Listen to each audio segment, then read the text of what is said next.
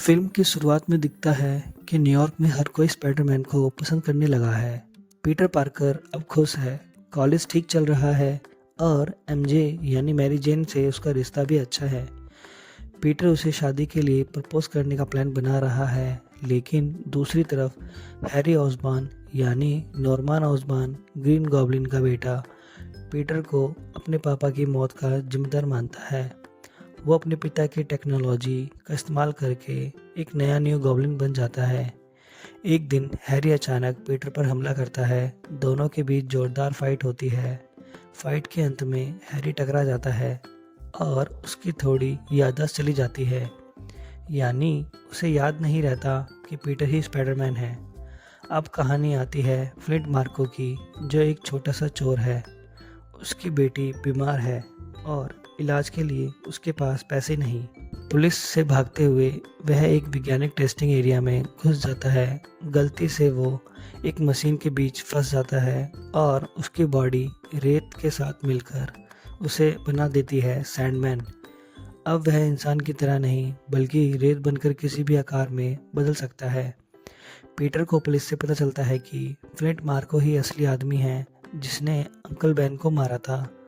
अब पीटर के अंदर गुस्सा भर जाता है और वो बदला लेने का सोचता है। रात में एक ब्लैक एलियन सिम्बायोटी धरती पर गिरता है और पीटर के स्कूटर पर चिपक जाता है।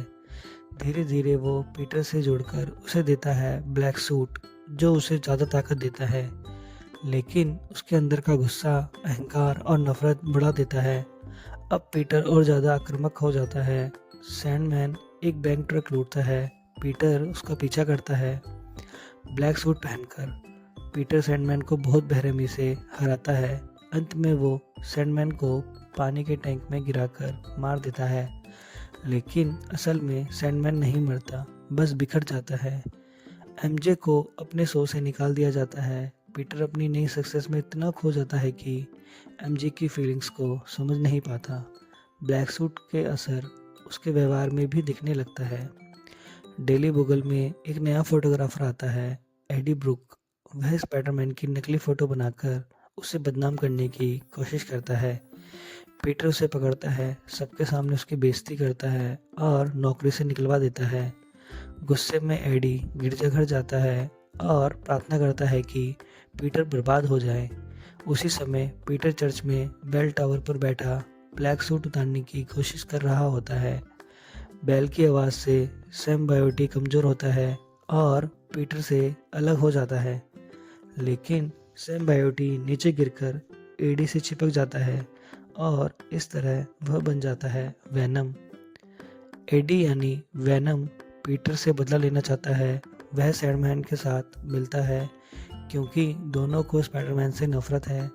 वह दोनों मिलकर एक प्लान बनाते हैं, एमजे को किडनैप कर लेते हैं और पूरे शहर के सामने स्पाइडरमैन को बुलाते हैं।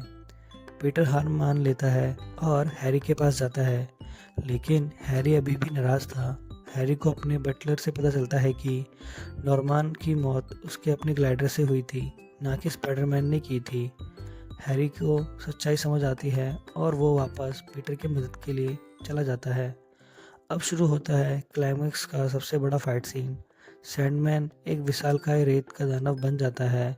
वेनम बहुत तेज और घातक है। स्पाइडरमैन और हैरी मिलकर दोनों से लड़ते हैं। फाइट के बीच हैरी पीटर को बचाते बचाते खुद घायल हो जाता है। पीटर चर्च वाली टेक्निक याद करता है और आयरन रोड से आवाज़ पैदा करके वेनम को एडी से अलग करता है।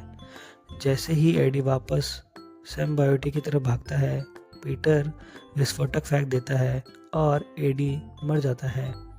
सैंडमैन पीटर से माफ़ी मांगता है। वह बताता है कि अंकल बैन की मौत एक हादसा थी, जानबूझकर नहीं।